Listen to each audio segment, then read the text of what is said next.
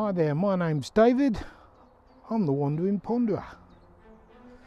Straighten myself out here. I find myself beside the church, which is over there, and I will show you over there, and in a field that's right next to the church.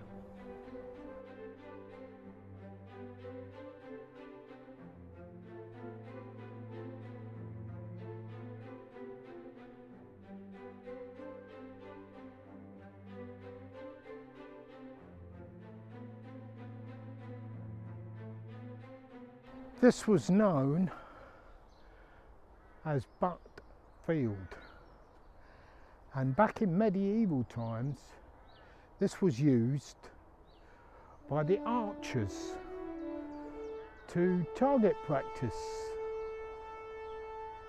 and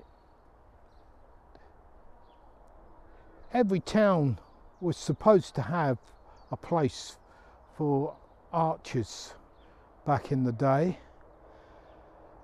and this is Coggeshall's one. Piques my interest because I've done many videos on archery, but today, in this day and age, it is an allotment.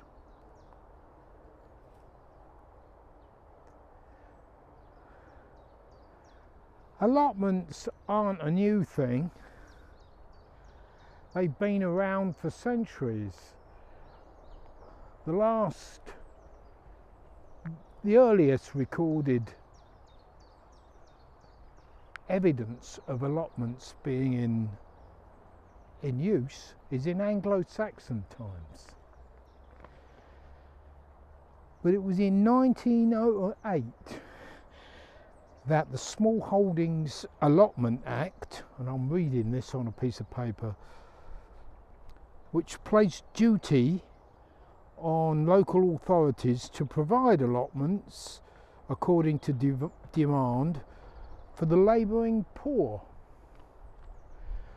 Obviously, back in the 1900s, the poor people, those who were earning money, what little money, were given an opportunity to grow, well, what I would have thought would be vegetables and food. But the intriguing thing about allotments is that over the years, from 1908 onwards, they improved the Act, and as a result of World War I, they brought out another Act which was in 1919, and it was called the Land Settlement Facilities Act, and it was for servicemen who had fought in the war that were returning home, so that they would have some form of assistance. So they were given allotments according to this act, which I suppose is a bit of therapy, work the land after the horrors of war. May very well have helped people. An amendment to the Allotment Act occurred in 1925, which made it illegal for the local governments to actually sell on the land. The land had to be given, allotted to the people, and they weren't allowed to what they call covert or sell the land off. These allotments had to be in place. Currently in Coggeshall there are 3 places where there's an allotment. There's an allotment up at the hamlet.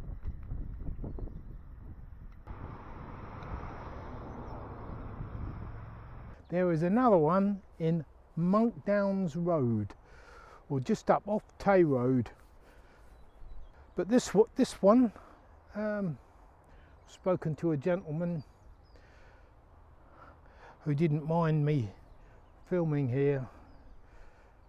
I think he said he was chairman of the allotments, and the information about the name of this field, the butts were mounds of earth that were used to put targets against for the archers, hence its name Butt Field, which is wonderful. So there's a piece of heritage here that goes back a long way, and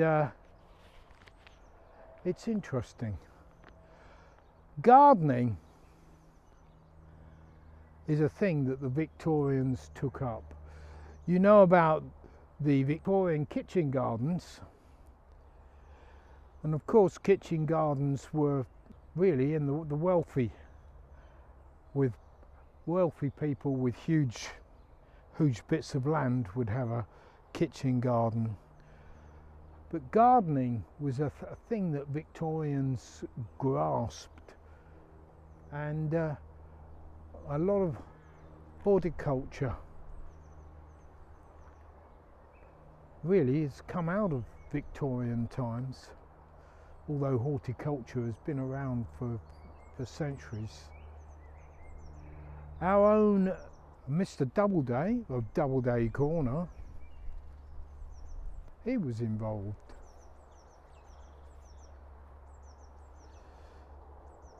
But today is a nice spring day and people are out tending to their allotments.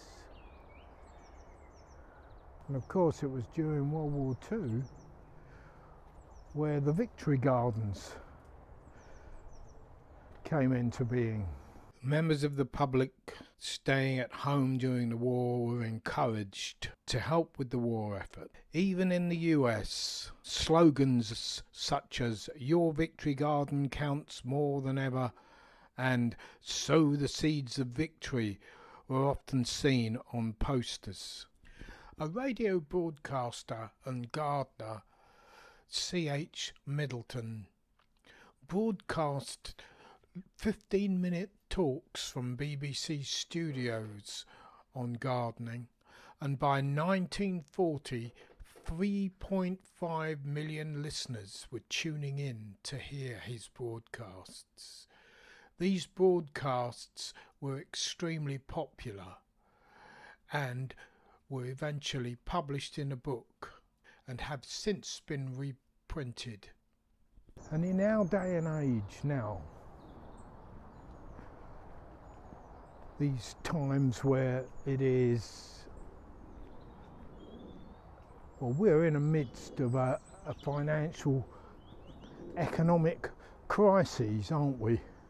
Where prices have risen, price of goods, some things are hard to get hold of now. And this has a lot to do with what's going on in the world around us, the aftermath of COVID, and the fact that there are some unscrupulous people that have taken advantage in these times. The war in the Ukraine, which is teetering on plunging us into World War III. But maybe, fingers crossed, that will never come to fruition and it will get resolved. But as a result, these are worrying times for people. And getting out there in the garden can solve a few problems. Can solve growing your own food, and there's nothing better than eating homegrown food, is there? Your own cabbages, your own tomatoes. Homegrown tomatoes seem to taste better, far better than the supermarket things that are just watery, tasteless. Anyway, that's it for the video today. Thank you very much for watching, getting this far. If you wouldn't mind, if you haven't already, and I will see you in another video. Stay safe.